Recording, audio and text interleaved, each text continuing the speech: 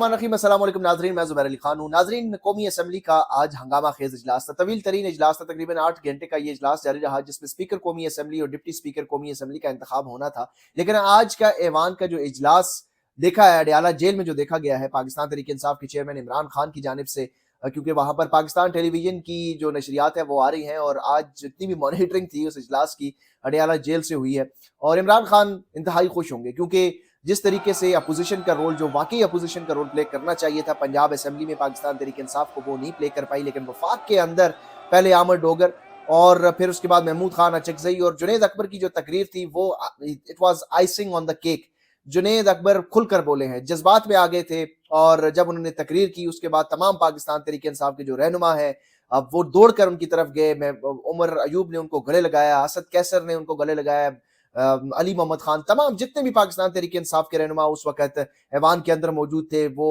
जुनैद अकबर को उन्होंने गले लगाया, क्योंकि जुनैद अकबर ने जो सख्तियां गुजारी हैं, जो सख्तियां झेली हैं, उसका अहवाल भी किया, जिक्र किया। और एक चीज जो उन्होंने वाजे कर दी, जो हम मुसलसल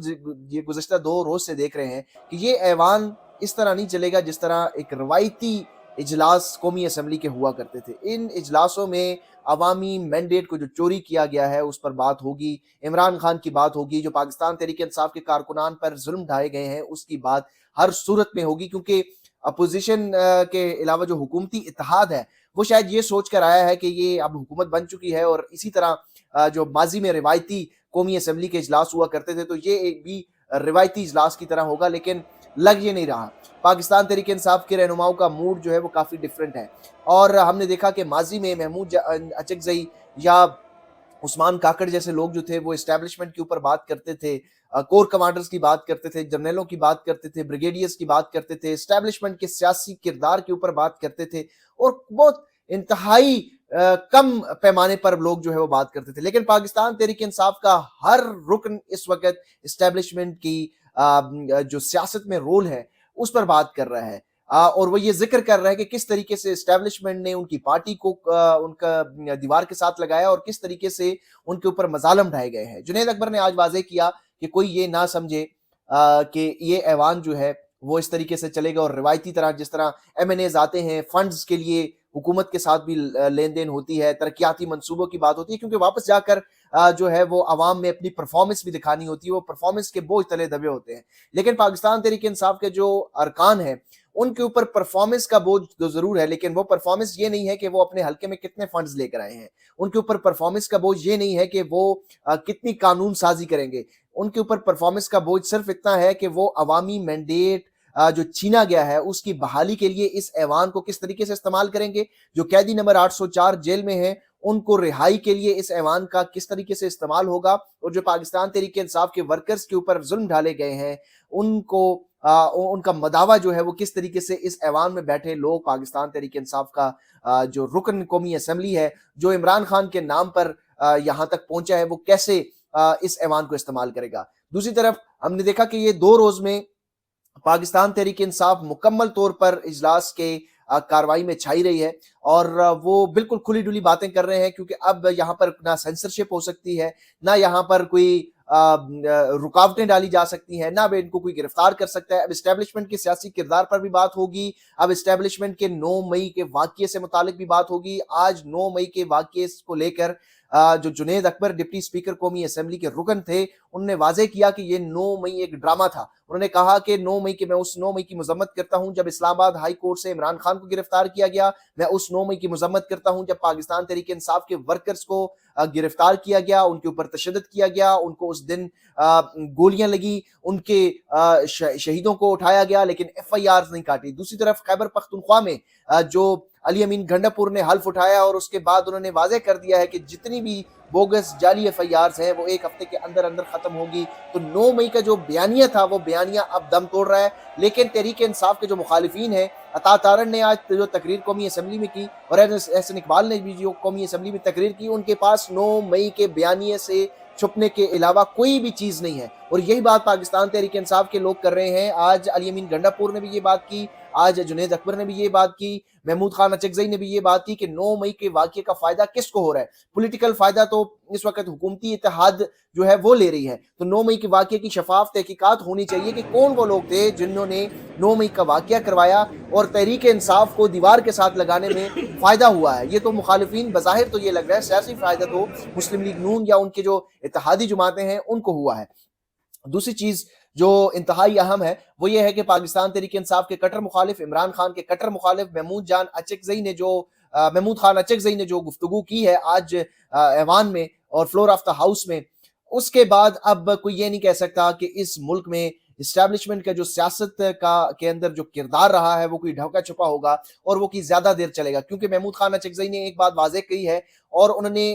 پاکستان تحریک انصاف میں کی جو چیئرمین ہے عمران خان, ان کی رہائی کا پہلا مطالبہ جو ہے وہ قومی اسمبلی سے آ چکا ہے اور یہ محمود خان اچکزئی کی صورت میں آیا ہے. اور وہ عمران خان کے شدید کٹر مخالف ہوا کرتے تھے, پی ڈی ایم کا حصہ تھے. انہوں نے یہ بتایا کہ کس طریقے سے اسٹیبلشمنٹ نے اس الیکشن میں جو ہے وہ دھاندلی کا حصہ پری پول بھی اور پھر اس کے بعد بھی جو ہے وہ ریگنگ کرتی رہی ہے. محمود خان اچکزئی نے کہا ہے کہ اگر عوام نے عمران خان کو ووٹ دیا ہے تو عمران خان کو وزیر اعظم بنانا ہوگا. اگر ان کو مینڈیٹ دیا گیا ہے تو ان کا مینڈیٹ چوری کرنا جو ہے وہ کسی کا حق نہیں ہے. آج چیف جسٹس قاضی فائز عیسیٰ کے اوپر بھی سوال اٹھا ہے. محمود خان اچکزئی نے اپنی تقریر میں یہ بات کہی ہے کہ اگر یہ ایوان جو ہے,